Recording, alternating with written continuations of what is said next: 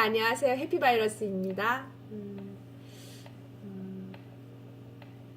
제가 지금 영상 이거 작업을 계속 한 1시간, 2시간, 1시간 30분째 하고 있다 보니까 약간 조급한 마음이 올라오네요.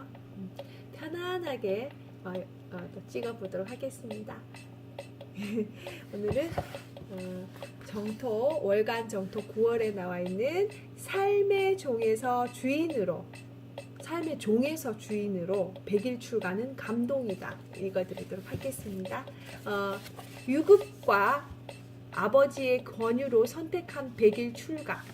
저는 한의대 재학 중 유급이 됐습니다. 어렸을 때부터 꿈꾸던 한의대에 진학했지만 공부에 흥미를 잃고 성적은 점점 떨어져 작년 1학기 때는 처음으로 꼴찌를 했습니다. 그러나 2학기 때도 정신을 못 차려 결국 한 과목에서 F학점을 받아 유급이 됐습니다. 저는 스스로 예상했던 일이 일어난 것이라며 크게 상처받지 않았고 오히려 홀가분했습니다.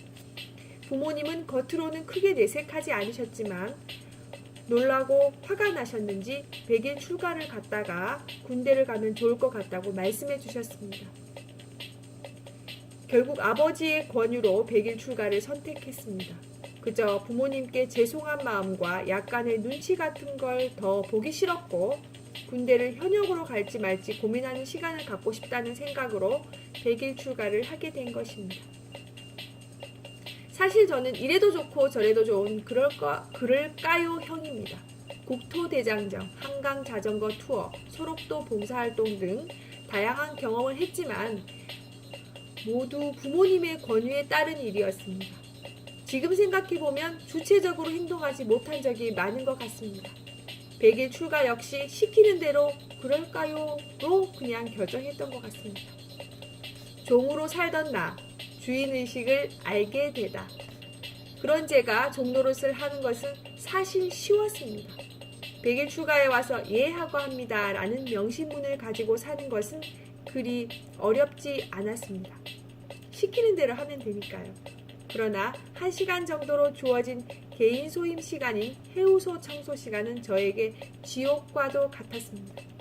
그 긴 청소 시간을 저는 10분 만에 끝내버리고 나머지 시간에는 숨겨둔 책을 꺼내 읽었습니다.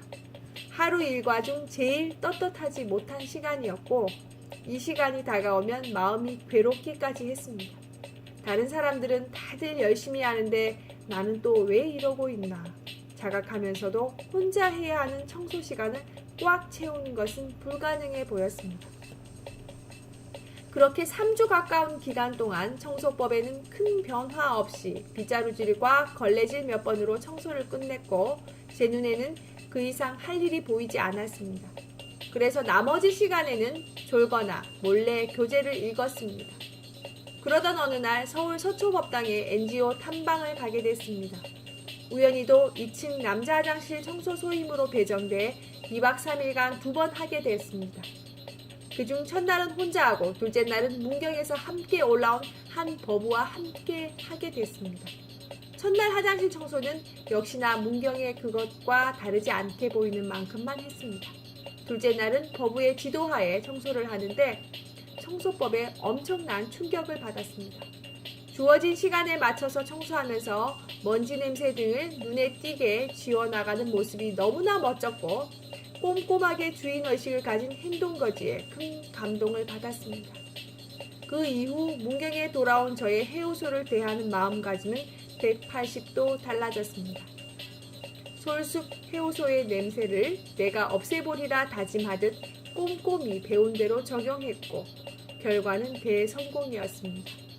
시간도 알차게 쓰고 갑자기 깨끗해졌다며 주위 도반들의 칭찬까지 받았으니까요. 그렇게 매일 해우소 청소를 하면서 저를 돌이켜보았습니다. 그러자 제가 지금껏 얼마나 저 자신을 꽉 움켜쥐고 살았는지 적나라하게 보였습니다. 개성으로 치부하며 다른 사람의 좋은 점을 배우려 들지 않았고 너는 너 나는 나로 인식하며 나 고유의 것을 철저히 지키려 드는 저를 돌아봤습니다. 즉 여태껏 다른 사람의 말을 듣는 것을 자존심 상하는 일이라 여기고 개성을 파괴한다는 관념 아래 한 발자국 떨어져서 살아왔다는 것을 알게 됐습니다. 이제는 압니다. 남의 것을 배워서 익숙해지더라도 나는 여전히 나인 것을. 그것이 저를 더 낫게 만들어주고 제가 하고 싶은 일에 보탬이 되고 더 융통성 있게 일하고 행복하게 만들어주는 것임을 압니다. 마음을 내서 남의 것을 수용하는 자세는 나를 고집하지 않고 내려놓음으로써 완성된다는 것을 확연하게 깨닫게 됐습니다. 사소한 해우소 청소 소임이 나를 내려놓는다는 것에 말을 느끼도록 연결된 것이 놀랍습니다. 회향 후 돌아온 일상 속 변화의 힘. 그렇게 몸도 마음도 성장해 100일 출가를 회향했습니다. 그리고 변화는 100일 출가 이후에도 이어진다는 것을 느끼고 있습니다. 이 글을 쓰고 있는 지금은 7월 말 33기 100일 출가는 5월 30일에 회향을 했습니다. 사실 회향 후에 맞이한 6월을 돌아보면 100일 출가를 하기 전의 일상과 거의 같은 패턴이었습니다. 그런데 큰 차이점이 두 가지 있습니다. 책임감과 확고한 자의식이 생겼다는 것입니다. 첫째로 책임감을 가지게 됐습니다.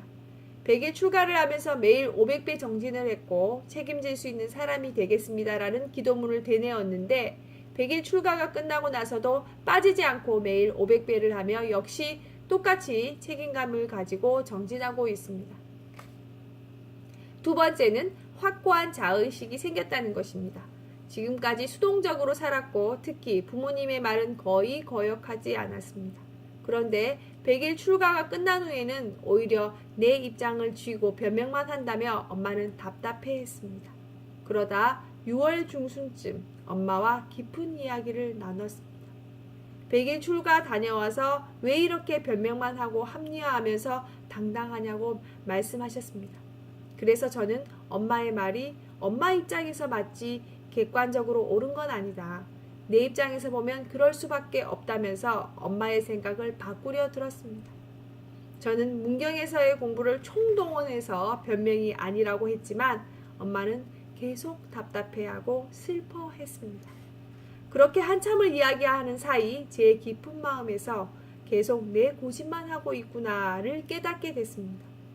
제 생각을 내려놓을 마음이 1도 없었고 꽉 움켜쥔 채 상대에게 맞춰주지 않는 저를 보았습니다. 여자친구에게는 잘 맞추려고 하면서 그 위의 사람들에게는 정반대로 하고 있는 저를 알게 됐습니다. 엄마와의 대화를 통해 여자친구를 대하는 내 태도를 보고 엄마가 괜히 서운해하던 게 아니었음을 깨닫게 되면서 깊은 대화를 나눠준 엄마에게 감사한 마음이 들었습니다.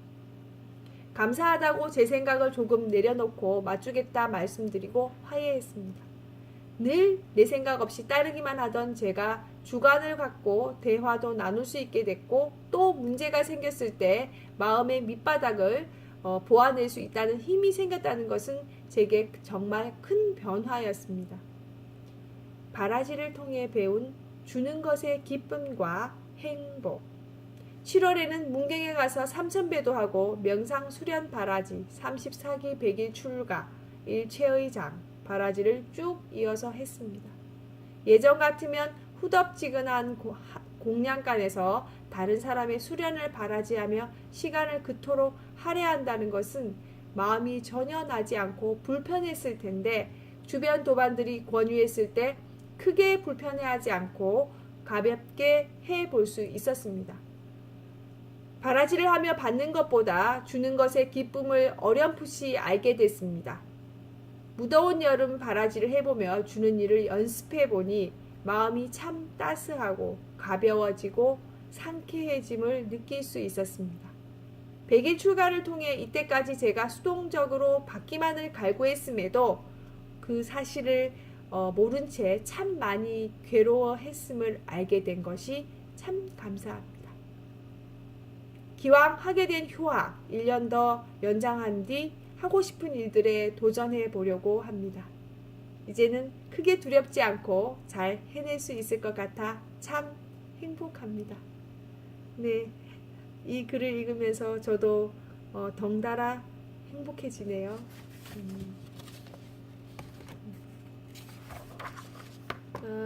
여기 나와 있는 거 읽어드릴게요. 이분이 지금 한 거고, 요것도 지금 장면 보이시죠? 분이십니다. 100일 출가가 감동으로 다가오네요. 삶의 종에서 주인으로 거듭난 김시량님 100일 출가 33기시네요. 반갑고요.